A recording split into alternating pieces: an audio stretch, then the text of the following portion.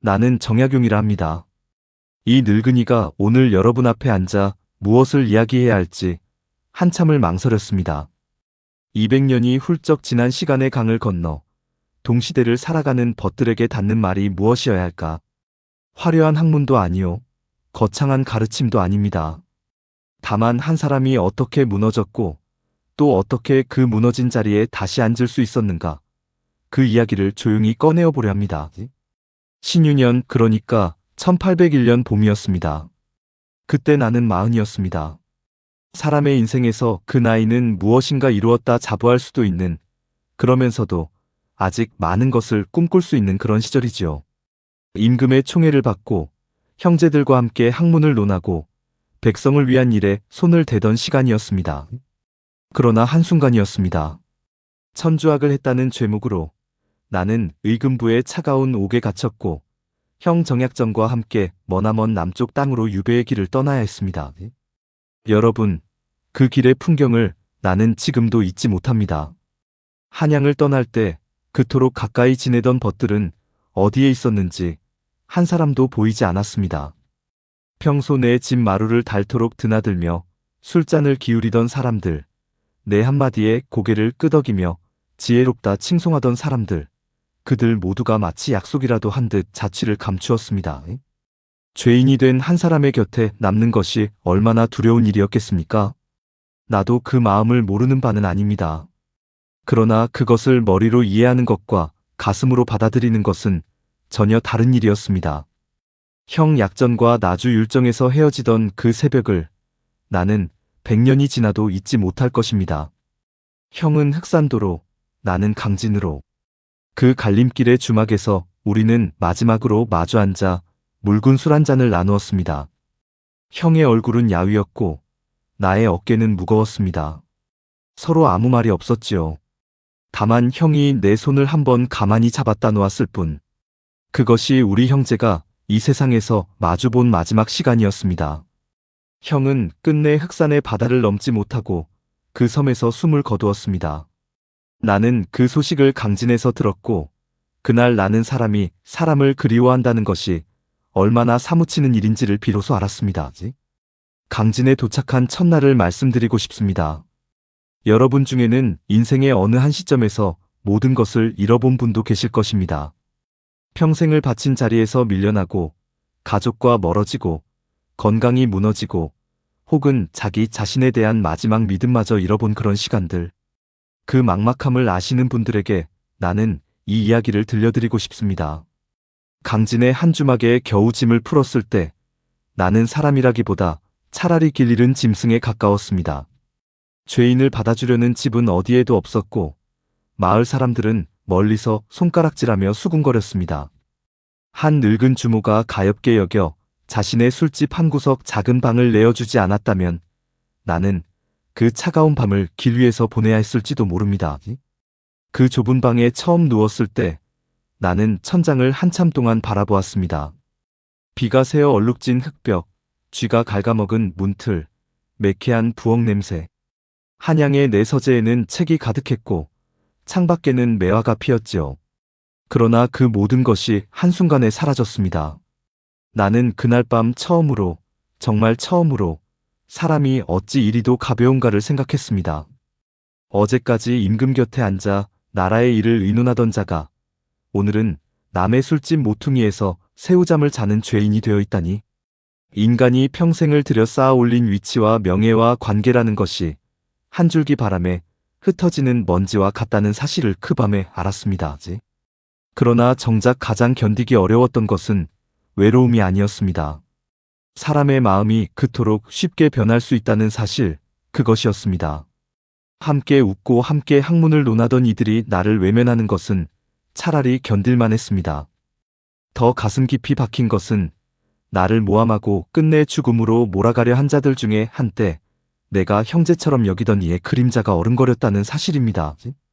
그가 권력을 좇아 그토록 쉽게 등을 돌렸다는 소식을 들었을 때 나는 오랫동안 잠을 이루지 못했습니다.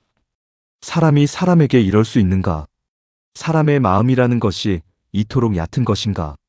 여러분, 인간관계라는 것이 어찌 그리 쉽게 끊어지는지를 한 번이라도 겪어보신 분이라면 이 늙은이의 마음을 짐작하실 수 있을 것입니다.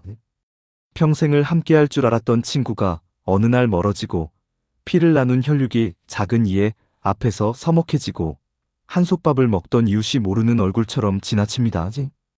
우리는 그럴 때마다 묻게 됩니다. 그 사람이 변한 것인가? 아니면 내가 그 사람을 처음부터 잘못 보았던 것인가? 혹은 애초에 우리가 주고받았던 정이라는 것이 정말로 진짜였던가? 이 물음을 강진의 그 작은 방에서 나는 수없이 되뇌었습니다. 답은 쉽게 오지 않았습니다. 다만 시간이 흐르며 한 가지 생각이 마음에 천천히 자리를 잡았습니다. 사람의 정이 거짓이었다기보다는 그 정이 우리가 기대했던 만큼 단단하지 않았을 뿐이라는 것. 우리는 흔히 우리의 관계가 영원하리라 믿지만 모든 관계는 처음부터 흐르는 물 위에 그린 그림과 같은 것이었습니다. 잠시 또렷이 보이지만 바람이 불면 흩어지는 것이죠. 이 사실을 인정하고 나서야 비로소 나는 사람을 미워하는 마음에서 조금씩 벗어날 수 있었습니다. 그러나 그 깨달음에 이르기까지 얼마나 많은 밤을 울었는지 모릅니다. 강진의 밤은 길었습니다. 바다에서 불어오는 바람은 차가웠고 멀리서 개가 짖었으며 어디선가 부엉이가 울었습니다. 나는 자주 한양에 두고 온 아내와 자식들을 생각했습니다. 그들이 지금 무엇을 먹는지, 어떤 옷을 입었는지, 누군가에게 손가락질을 받지는 않는지. 그 걱정이 머리에서 떠나지 않았고 나는 종종 베개에 얼굴을 묻고 소리 없이 울었습니다. 벗들이여 우는 일을 부끄러워하지 마십시오. 책을 10,000권 읽었다고 자부하던 사내도 결국은 한밤중에 어머니를 부르고 자식의 이름을 부르며 눈물을 쏟는 한 인간일 뿐입니다. 우리가 강한 척하는 그 모든 시간이 사실은 무너져 내리는 자기 자신을 어떻게든 붙잡아 보려는 안간힘이 아니겠습니까? 나는 그것을 강진의 유배지에서 처음으로 인정했습니다. 나는 약하다. 나는 두렵다. 나는 외롭다. 이 세 마디를 한밤의 어둠 속에서 입 밖으로 내뱉었을 때 이상하게도 마음 한구석이 조금 가벼워졌습니다. 강한 척하지 않아도 된다는 것, 그 사실 하나가 그토록 큰 위로였습니다. 그 후로 오랫동안 나는 강진의 그 누추한 방에서 한 가지 일을 시작했습니다. 매일 아침 일어나 내가 잃은 것들을 헤아리는 것이 아니라 내게 아직 남아있는 것이 무엇인지를 가만히 살피는 일이었습니다. 무엇이 남았던가? 사람들은 떠났습니다. 권세도 사라졌습니다. 가족과도 까마득히 멀어져 있습니다. 그러나 나에게는 아직 두 손이 있었고 두 눈이 있었으며 무엇보다 생각할 수 있는 머리가 남아 있었습니다. 그리고 어디로도 도망갈 수 없는 이 누추한 방 한 칸이 있었습니다.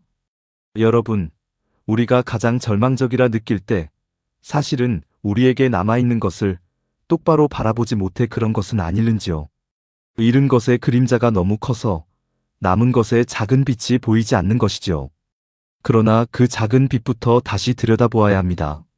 나는 그 방의 흙벽 한쪽에 햇살이 비치는 시간을 알게 되었고 마당 끝에 동백나무가 언제 꽃을 피우는지 알게 되었으며 주모의 발걸음 소리만으로도 그날의 분위기를 짐작하게 되었습니다.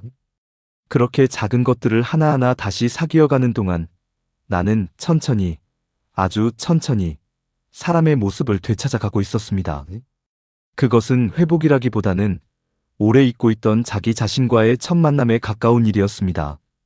화려한 한양의 옷을 모두 벗고 직책도 명예도 벗고 곁에 사람들마저 다 떠나보낸 뒤에야 비로소 마주하게 되는 한 인간. 그 헐벗은 자리에서 나는 비로소 묻기 시작했습니다. 그렇다면 이제 나는 무엇을 해야 하는가? 이 깨어진 마음을 어떻게 다시 일으켜 세워야 하는가? 그 물음이 그 좁은 방의 어둠 속에서 작은 등불처럼 켜졌을 때 나는 한 가지 결심을 하게 되었습니다. 그 결심이란 거창한 것이 아니었습니다. 무너진 마음을 다시 일으켜 세우려면 먼저 나 자신부터 다스려야 한다는 것. 단지 그뿐이었습니다. 그러나 이 단순한 이치를 깨닫기까지 나는 40이 되도록 알지 못했고 결국 모든 것을 잃은 뒤에야 비로소 그 문턱에 다다른 것입니다. 여러분, 사람이 무너질 때 가장 먼저 흐트러지는 것이 무엇인지 아십니까? 생각입니다. 머릿속이 헝클어지면 얼굴이 흐트러지고, 얼굴이 흐트러지면 말이 거칠어지고, 말이 거칠어지면 행동이 무너집니다. 강진에 처음 도착했을 무렵의 나를 돌이켜보면 그 네 가지가 모두 한꺼번에 무너져 있었습니다. 생각은 원망과 분노로 들끓었고, 얼굴은 며칠씩 씻지 않아 까칠했으며, 입에서는 한숨과 신세 타령이 끊이지 않았고, 몸은 종일 누워만 있었습니다. 그렇게 한 사람이 흐물흐물 무너져가는 모습을 다름 아닌 나 자신이 살고 있었습니다. 어느 아침 주모가 끓여준 묽은 국 한 그릇을 받아들고 앉아있을 때였습니다. 마당에 햇살 한 줄기가 흙벽에 비스듬히 비치고 있었지요. 그 빛 한 자락을 한참 바라보다가 문득 이런 생각이 들었습니다. 이대로 더 무너지면 나는 사람이 아니게 된다. 사람이 사람이기 위해서는 적어도 사람의 모양은 잃지 말아야 한다. 그날 나는 일어나 마당의 우물물에 얼굴을 씻었습니다. 수염을 빗었고 옷매무새를 바로잡았으며 방안을 한쪽부터 천천히 쓸어내기 시작했습니다. 여러분, 누군가는 이 이야기를 들으며 의아해하실지 모릅니다. 그까지 청소 한 번, 세수 한 번이 무슨 대단한 일이냐고. 그러나 마음이 깊은 수렁에 빠져본 분들은 아실 것입니다. 그 작은 동작 하나가 얼마나 큰 결단을 요구하는지를. 이불을 개는 일, 방을 닦는 일, 흐트러진 머리를 빗는 일. 그 사소한 행동들이 사실은 내가 아직 살아있다는, 아직 사람으로 남아있겠다는 가장 조용한 선언이었습니다. 그렇게 며칠을 보낸 뒤 나는 그 누추한 방에 이름을 하나 붙였습니다. 사이제라고 하였습니다. 마땅할 의자가 4번 들어간 집이라는 뜻이죠. 생각은 마땅히 맑아야 하고, 용모는 마땅히 단정해야 하며, 말은 마땅히 무거워야 하고, 행동은 마땅히 신중해야 한다. 이 4가지를 늘 곁에 두고 나 자신을 비추어 보겠다는 다짐이었습니다. 누가 시켜서 한 일이 아닙니다. 누가 보아주는 사람도 없었습니다. 다만 나 스스로에게 한 약속이었지요. 처음에는 어색하였습니다. 옥에 갇히고 유배를 당한 죄인이 무슨 자격으로 마음을 다스리는 집을 짓겠다 하는가, 그런 자조도 잃었습니다. 그러나 곧 깨달았습니다. 자격이라는 것은 누구에게서 받는 것이 아니라 자신이 자신에게 부여하는 것임을. 세상이 나를 죄인이라 부른다 해도 나는 나를 한 사람의 학자로, 한 사람의 인간으로 대접할 수 있어야 한다는 것을. 그 자존이 무너지는 순간 나는 정말로 죄인이 되어버리는 것이죠. 벗들이여, 인생의 어느 시점에서 우리는 모두 자신만의 사이제를 지어야 하는 때를 만납니다. 자식이 떠난 뒤에 빈방, 배우자를 먼저 보낸 뒤에 식탁, 평생 다니던 일터에서 물러난 뒤의 아침. 그 헛헛한 자리에서 우리는 무엇을 해야 할까요? 나는 감히 권하고 싶습니다. 그 자리에 작은 이름 하나를 붙여보십시오. 거창할 것이 없습니다. 다만 자신과의 약속 하나면 됩니다. 오늘 하루는 마땅히 단정하게 살겠다. 마땅히 깨끗한 말을 하겠다. 마땅히 한 걸음씩 천천히 걷겠다. 그 작은 마땅함들이 모여 흩어진 자기 자신을 다시 한자리로 불러 모읍니다. 내가 이 사이제의 시간을 통해 가장 절실히 깨달은 것은 수신이라는 2글자였습니다. 몸과 마음을 닦는다는 그 흔한 말이 사실은 모든 인간관계의 시작이라는 사실이었지요. 우리는 흔히 관계가 어그러질 때 상대방을 탓합니다. 그 사람이 변했다. 그 사람이 무심하다. 그 사람이 나를 알아주지 않는다. 그러나 강진의 그 방에서 나를 가장 깊이 들여다보고 나서 나는 부끄럽게도 이런 결론에 이르렀습니다. 내가 잃었다고 여긴 인연들 중 적지 않은 부분은 사실 내 자신이 단정하지 못하여 흘려보낸 것이었구나. 권력의 자리에 있을 때 나는 옳은 말을 한다고 자부했습니다. 그러나 그 옳은 말이 때로는 사람의 마음을 베는 칼이 되었음을 강진에 와서야 깨달았습니다. 내가 누구보다 청렴하다 자부했지만 그 청렴이 종종 타인을 내려다보는 거만함의 다른 이름이었음을 그 시간에 알았습니다. 진정한 청렴이란 단지 재물을 탐하지 않는 것이 아니었습니다. 그것은 자신의 마음을 깨끗이 비워 사람들이 나에게 안심하고 다가올 수 있게 하는 일이었습니다. 내 마음이 갈대밭처럼 흔들리면 누구도 그 곁에 발을 디디려 하지 않는 법이지요. 여러분, 사람이 사람을 신뢰하는 데에는 거창한 이유가 필요하지 않습니다. 다만 그 사람이 한결같다는 느낌, 그 사람의 말과 행동이 어긋나지 않는다는 안도감, 그 하나면 충분합니다. 그리고 그 한결같음은 화려한 능력에서 나오는 것이 아니라 자기 자신을 다스리는 작은 습관에서 나옵니다. 매일 같은 시각에 일어나는 일, 약속한 것을 잊지 않는 일, 분이 일어나도 한 박자 늦게 말하는 일. 이 사소한 것들이 쌓여 한 사람의 위험이 됩니다. 위험이라는 것은 큰 소리에서 나오는 것이 아니라 조용한 일관됨에서 나오는 것이죠. 나는 사이제의 그 작은 방에서 매일 새벽에 일어나 차가운 물로 얼굴을 씻고 책상 앞에 앉아 묵묵히 글을 읽었습니다. 누가 보지 않아도 그렇게 하였고 누가 알아주지 않아도 그렇게 하였습니다. 처음에는 그것이 외로운 일처럼 느껴졌습니다. 그러나 어느 순간부터 그 누구도 보지 않는 자리에서 자신을 단정하게 지켜내는 일이야말로 가장 큰 자유라는 것을 알았습니다. 남의 눈을 의식하며 사는 사람은 평생 남의 눈에 매여 살고 자신의 눈을 의식하며 사는 사람만이 끝내 자유로워집니다. 벗들이여 한 시절을 지나온 우리에게 가장 두려운 것이 무엇이겠습니까? 사람들이 나를 잊어가는 일이 아닐는지요. 한때 나를 찾아오던 발길이 줄어들고 나의 한마디에 귀 기울이던 사람들이 멀어지고 어느덧 거울 속에 나조차 낯설어지는 그 시간. 그러나 강진에서 18해를 보낸 한 늙은이로서 감히 말씀드립니다. 사람들이 나를 잊는 것은 그리 두려운 일이 아닙니다. 정말 두려운 것은 내가 나 자신을 잊는 일입니다. 나는 누구이며 무엇을 마땅히 여기며 어떤 마음으로 하루를 살아야 하는가. 이 물음을 놓지 않는 한 우리는 결코 잊혀진 사람이 아닙니다. 세상이 나를 죄인이라 부르던 그 시절에 나는 사이제의 흙벽 앞에서 작은 약속 하나를 매일 되새겼습니다. 누구도 보지 않는 곳에서 누구도 알아주지 않는 시간에 나는 나를 한결같이 대하겠다. 이 다짐이 길고 긴 유배의 세월을 지탱한 가장 단단한 기둥이 되어 주었습니다. 그리고 놀랍게도 내가 나를 그렇게 대하기 시작하자 강진의 마을 사람들이 하나둘 나를 다시 사람으로 보아주기 시작했습니다.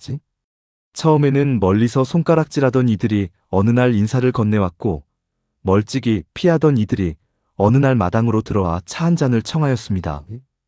여러분, 관계라는 것은 결국 그렇게 시작되는 모양입니다.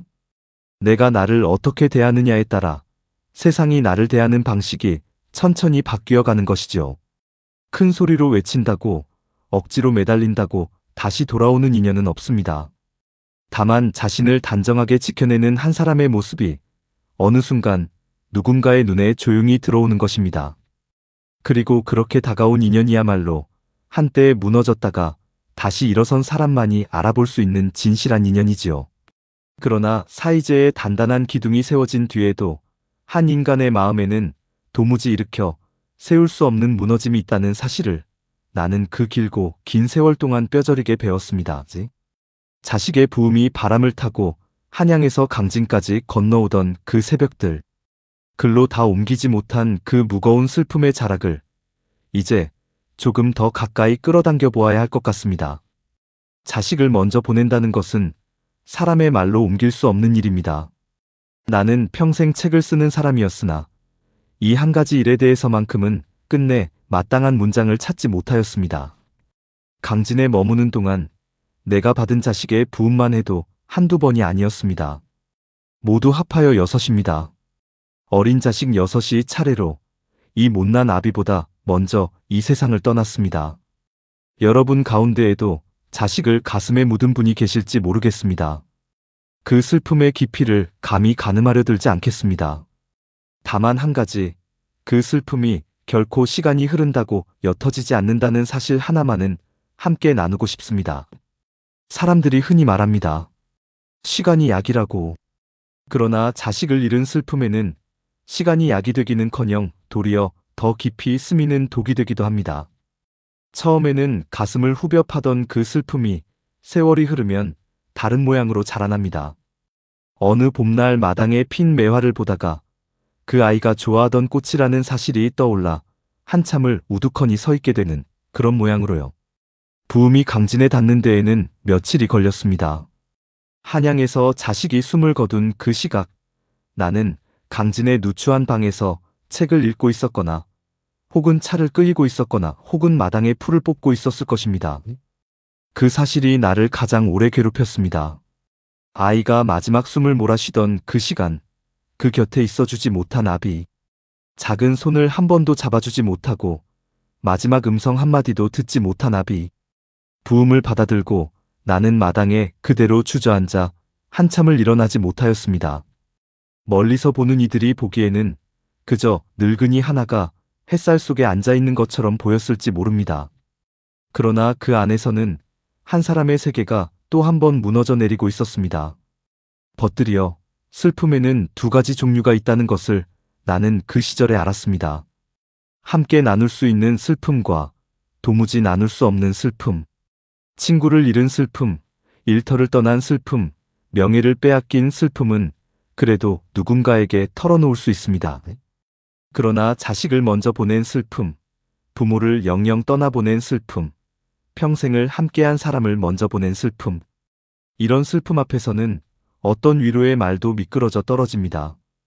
그래서 우리는 그 슬픔을 안에 묻은 채로 겉으로는 묻어난 사람처럼 살아갑니다. 그런데 신기한 일이 일어났습니다.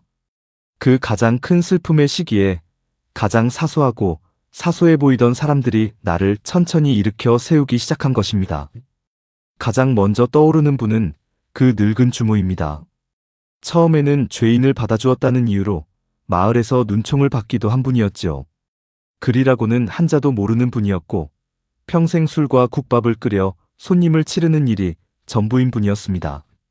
그러나 내가 자식의 부음을 받은 그날 밤, 주모는 아무 말 없이 내 방 앞에 죽 한 그릇을 놓고 가셨습니다. 그 한 그릇의 죽이 어찌나 따뜻하던지 나는 그것을 받아들고 처음으로 소리내어 울었습니다. 그 후로 며칠 동안 주모는 내가 식사를 거르지 않도록 챙겨주셨습니다. 위로의 말 한마디 건네지 않으셨습니다. 다만 끼니마다 따뜻한 밥과 국을, 덜어는 산에서 캔 나물 한 접시를 가만히 방 앞에 놓아두고 가실 뿐이었습니다. 어느 새벽 그분이 무거운 물동이를 이고 우물에서 돌아오시는 모습을 보았습니다. 그 굽은 등을 한참 바라보다가 나는 깨달았습니다. 사람을 위로한다는 것은 거창한 말로 하는 것이 아니구나.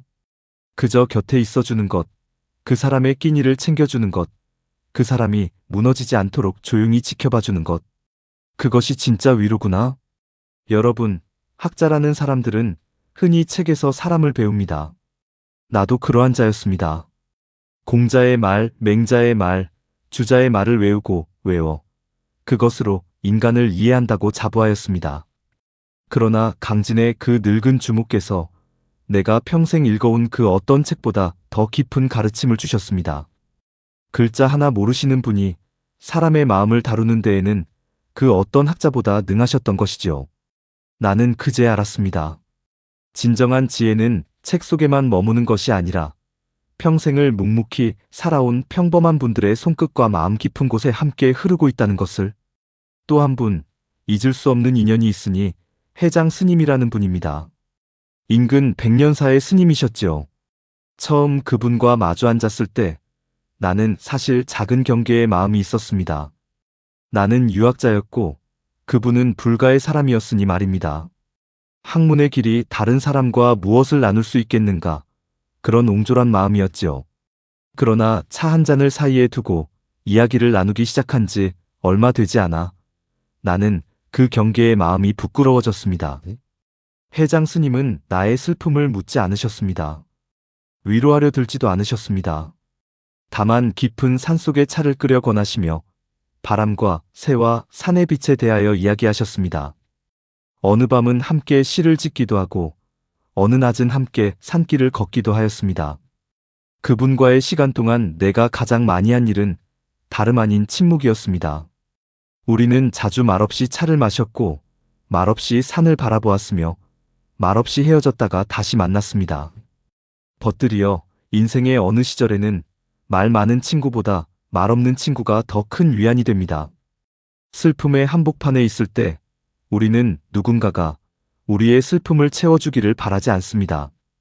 다만 그 슬픔 옆에 누군가가 가만히 앉아 있어 주기를 바랄 뿐이지요. 해장 스님과 주모, 그 두 분은 내게 그런 분들이었습니다.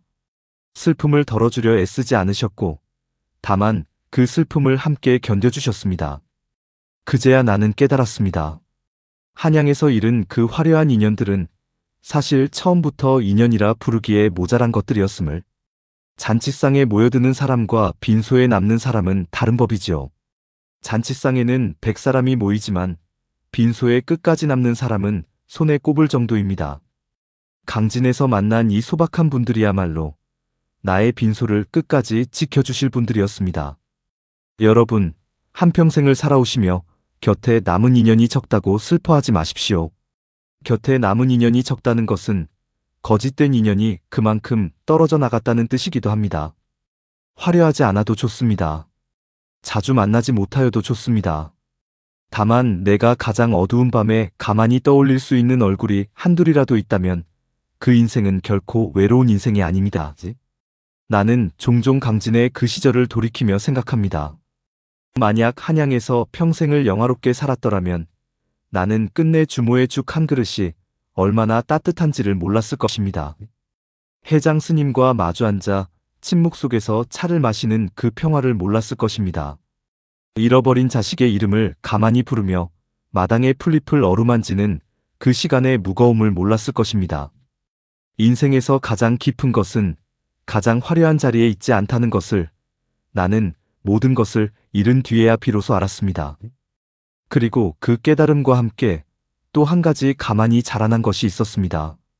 해장 스님과 마주 앉아 마시던 그 차 한 잔이 어느덧 나의 일상으로 스며들어 또 다른 길을 열어주었습니다.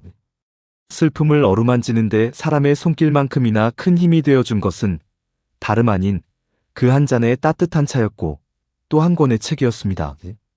차를 끓이는 일은 처음에는 단지 손을 움직이기 위한 일에 가까웠습니다. 슬픔이 너무 커서 가만히 앉아 있을 수 없을 때 사람은 무엇이라도 해야 합니다. 나는 그럴 때면 마당으로 내려가 마른 솔잎을 모았고 작은 화로에 불을 지폈으며 물을 길어다 가만히 끓였습니다. 처음에는 그저 시간을 흘려보내기 위한 동작이었습니다. 그러나 어느 날부터인가 그 동작 하나하나가 내 마음을 가만히 어루만지고 있다는 것을 알게 되었습니다. 물이 끓기까지에는 시간이 걸립니다. 차를 우려내는 데에도 시간이 걸립니다. 그 사이를 사람은 무엇으로 채워야 하는가? 처음에는 답답하였습니다. 마음이 급하던 시절의 나에게 그 시간은 견디기 힘든 공백이었습니다. 그러나 점점 깨닫게 되었습니다. 그 공백은 비어있는 것이 아니라 사실 무언가로 가득 차 있다는 것을. 물이 끓는 소리, 화로 안에서 솔잎이 타닥거리는 소리, 마당의 새소리, 멀리서 들려오는 마을의 숨결. 그 모든 것이 내 안으로 천천히 흘러들고 있었습니다. 여러분, 우리는 흔히 마음의 평화를 큰 일에서 찾으려 합니다. 좋은 풍경을 보러 가야, 좋은 음식을 먹어야, 좋은 사람을 만나야 평화가 온다고 생각하지요. 그러나 강진의 그 작은 화로 앞에서 나는 그 반대의 진실을 배웠습니다. 평화는 멀리 있는 것이 아니었습니다. 다만 작은 일을 천천히 하는 그 시간 안에 이미 깃들어 있었습니다. 물이 끓는 데 걸리는 10여 분의 시간을 견뎌보지 못한 사람은 평생을 가도 마음의 평화에 닿을 수 없는 법이지요.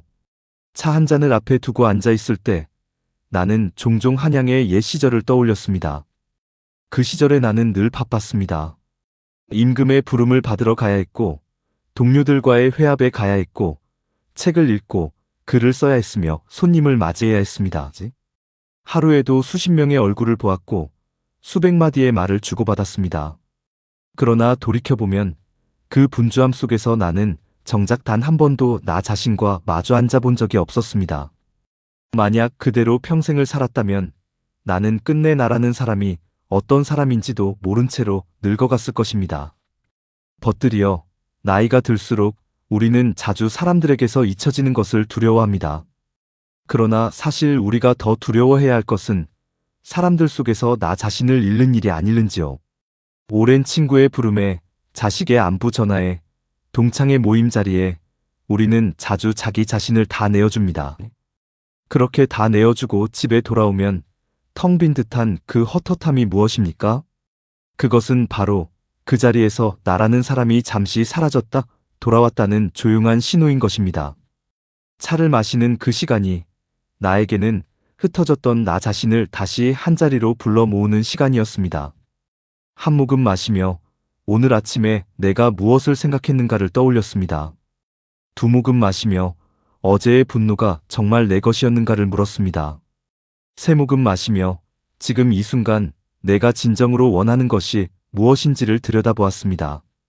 그렇게 차 한 잔의 시간이 끝나고 나면 나는 조금 더 단정한 사람이 되어 있었습니다. 마음이 그렇게 가라앉고 나면 나는 책상 앞에 앉았습니다. 그리고 글을 썼습니다. 처음에는 슬픔을 견디기 위해서였습니다. 자식을 잃은 마음을, 형을 잃은 마음을, 벗들에게 배신당한 마음을 어디에도 풀어놓을 수 없으니 그것을 종이 위에 한 줄 한 줄 옮겨 적었습니다.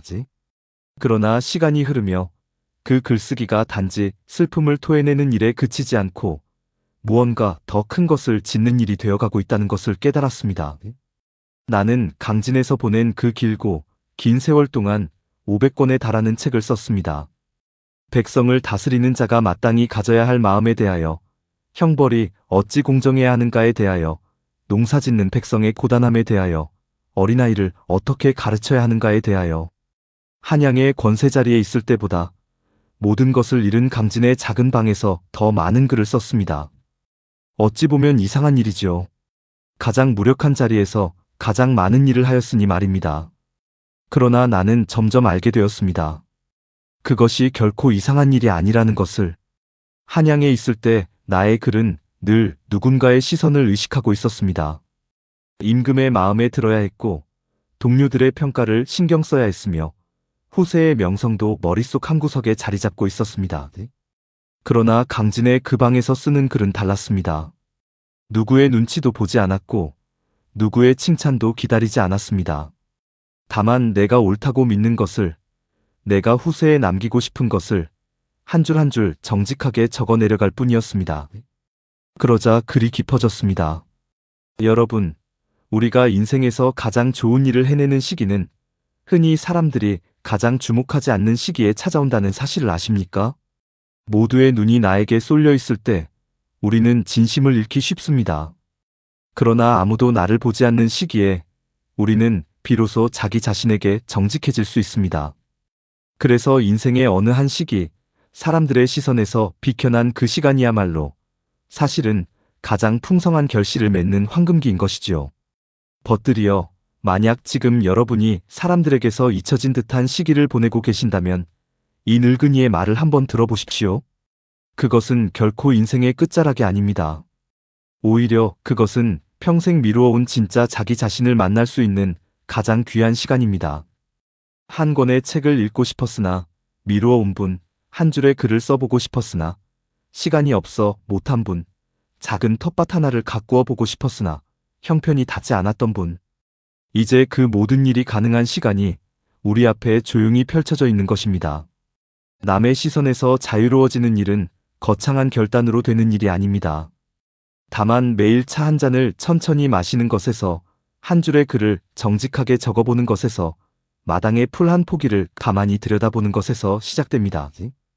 그렇게 작은 시간들이 쌓이면 어느 날부터인가 사람들의 칭찬이 들리지 않아도 마음이 흔들리지 않게 되고 사람들의 험담이 들려와도 깊이 상처받지 않게 됩니다. 내 안에 단단한 무엇이 자라나 있기 때문이지요. 나는 강진의 그 누추한 방에서 내 안에 그 단단한 무엇을 천천히 길러갔습니다. 차를 마시고 글을 쓰고 산을 바라보고 새소리를 들으며. 누군가는 그것을 한가로운 도피라고 하였을지 모릅니다. 그러나 나는 그것을 인생에서 가장 치열한 노동이었다고 감히 말씀드립니다. 무너지지 않으려는 노동, 흔들리지 않으려는 노동, 그리고 끝내 나 자신으로 남으려는 노동. 그것이 바로 차와 책이 내게 가르쳐준 가장 소중한 일이었습니다. 그러나 그 단단함도 결국은 시간 앞에서 다시 한번 시험받게 되어 있습니다. 세월이 더 흐르고 머리가 더 희어지고 마침내 유배에서 풀려나 옛 고향으로 돌아갈 날이 온다 한들 인생이라는 강물은 끝까지 흘러갑니다.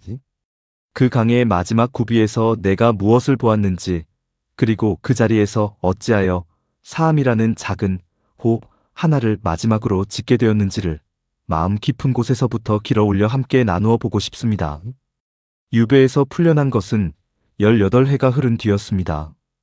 강진에 처음 도착하던 날과 마찬가지로 고향으로 돌아오는 그 길에도 마중 나오는 사람은 거의 없었습니다. 다만 그때와 다른 것이 하나 있었습니다. 더 이상 그것이 슬프지 않았다는 사실이지요.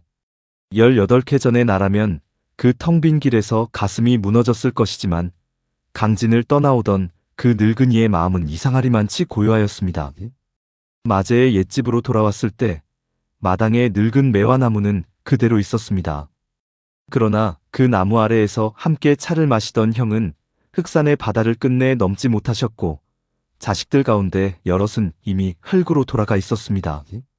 살아남은 자식들이 늙어 돌아온 아비를 맞이하였을 때 우리는 한참을 말없이 마주 앉아 있었습니다.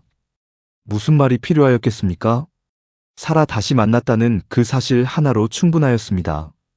여러분, 인생의 어느 한 구비를 길게 돌아 다시 처음의 자리로 돌아와 보면 그 자리는 결코 처음의 자리가 아니라는 사실을 아십니까? 똑같은 마당, 똑같은 우물, 똑같은 산자락이건만 그것을 바라보는 사람의 눈이 달라져 있는 것이지요. 떠날 때의 나는 그 마당이 좁다고 느꼈습니다. 그러나 돌아온 나에게 그 마당은 한없이 너르고 깊은 자리였습니다. 한 줌의 흙 위에 한 그루의 나무가 서 있는 그 풍경이 어찌 그토록 큰 위로가 되던지요. 나는 그 마당 한쪽에 작은 집을 짓고 그 집에 사암이라는 이름을 붙였습니다. 기다릴 사자, 작은 집 암자. 기다리는 집이라는 뜻입니다. 누군가는 물었습니다. 무엇을 그리 기다리시는가? 나는 한참을 망설인 끝에 이렇게 답하였지요. 알아주는 이를 기다리는 것이 아니라 알아주지 않아도 흔들리지 않는 마음을 기다린다고. 인생의 답이 오기를 기다리는 것이 아니라 답이 오지 않아도 묵묵히 살아갈 수 있는 사람이 되기를 기다린다고. 벗들이여, 사람의 일생에서 가장 어려운 것이 무엇이라고 생각하십니까? 큰 일을 이루는 것이 아닙니다. 큰 일은 한 번의 결단으로도 가능하지요.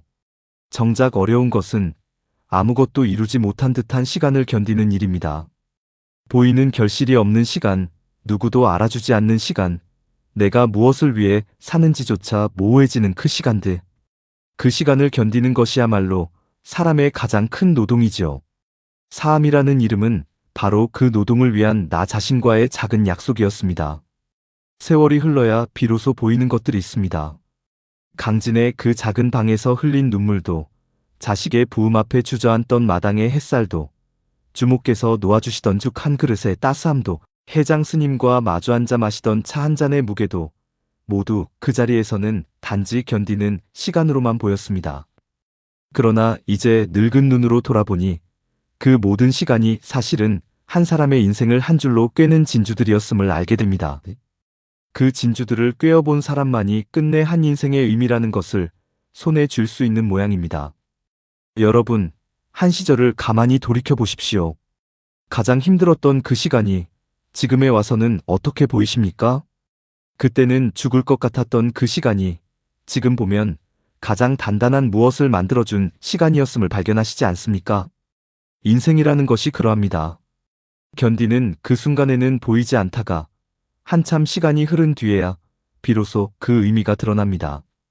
그래서 우리에게 필요한 것은 어쩌면 거창한 답이 아니라 답이 오기까지 묵묵히 기다리는 마음 한 자락인지도 모릅니다.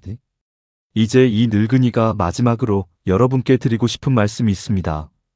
인생의 의미라는 것은 결국 우리가 무엇을 이루었는가에 있지 않다는 것입니다. 얼마나 많이 가졌는가에 있지 않고 얼마나 높은 자리에 올랐는가에 있지 않으며 얼마나 많은 사람의 박수를 받았는가에 있지도 않습니다. 인생의 의미는 다른 자리에 있습니다. 모든 것이 무너졌을 때 그 무너진 자리에서 다시 한번 일어나 자기 자신을 단정하게 지켜냈는가. 가장 사랑하는 것을 잃었을 때 그 슬픔을 안고도 누군가에게 따뜻한 말 한마디를 건넬 수 있는 사람이 되었는가. 세상이 나를 알아주지 않는 그 긴 시간 동안에도 나는 나 자신에게 정직하였는가. 인생의 의미는 거기에 있습니다. 벗들이여, 우리는 모두 각자의 강진을 가지고 있습니다. 누군가에게는 그것이 병든 몸일 수도 있고, 누군가에게는 먼저 떠나보낸 가족의 빈자리일 수도 있으며, 또 누군가에게는 평생 다닌 일터를 떠난 후에 그 고요한 아침일 수도 있습니다. 그 강진의 시절을 두려워하지 마십시오. 그 자리에서 우리는 평생 미루어둔 자기 자신과 처음으로 마주 앉을 수 있습니다. 그 자리에서 우리는 비로소 진짜 인연이 누구인지 알아볼 수 있습니다. 그 자리에서 우리는 마침내 사람들의 시선에서 자유로워질 수 있습니다. 나는 75의 나이로 마제의 그 사암에서 마지막 숨을 거두었습니다. 죽음을 앞두고 돌이켜보니 가장 화려했던 한양의 시절보다 가장 무력했던 강진의 시절이 도리어 내 인생의 가장 깊은 자리였음을 알게 되었습니다. 그 자리에서 나는 진짜 사람이 되었고 진짜 글을 썼으며 진짜 인연을 만났습니다. 만약 그 유배가 없었다면 나는 끝내 나라는 사람의 깊은 곳을 들여다보지 못한 채 늙어갔을 것입니다. 여러분, 지금 여러분의 인생이 어느 구비에 와 있든 한 가지만 기억하여 주십시오. 흔들리는 것은 부끄러운 일이 아닙니다. 무너지는 것도 결코 끝이 아닙니다. 다만 무너진 자리에서 다시 일어나 자기 자신에게 한마디를 건네보십시오. 나는 마땅히 단정하게 살겠다. 나는 마땅히 정직하게 말하겠다. 나는 마땅히 곁에 사람에게 따뜻한 죽 한 그릇을 끓여주겠다. 그 작은 마땅함들이 모여 결국 우리의 인생이 됩니다. 다른 무엇이 우리의 인생이겠습니까? 먼 세월 너머에서 한 늙은이가 여러분께 마지막 말을 건넵니다. 외롭다 하셨지요. 그 외로움은 끝이 아닙니다. 두렵다 하셨지요. 그 두려움은 결코 영원하지 않습니다. 사람에게 상처받으셨지요. 그 상처가 도리어 여러분을 더 깊은 사람으로 빚어갈 것입니다. 모든 것을 잃었다 하셨지요. 그러나 모든 것을 잃은 자리에서야 비로소 보이는 한 줄기 빛이 있습니다. 오늘 차 한 잔을 천천히 끓여보시기를, 마당의 작은 풀 한 포기를 한번 들여다보시기를, 곁에 남은 한 사람의 손을 가만히 잡아주시기를, 그리고 무엇보다 자기 자신을 깊이 사랑하여 주시기를. 사암의 이 늙은이가 시간의 강물 너머에서 여러분의 남은 모든 날들이 끝내 단정하고 따뜻하기를 두 손 모아 기원합니다. 이 영상이 유용하셨다면 구독과 좋아요를 눌러주세요. 영상을 만드는데 큰 힘이 됩니다.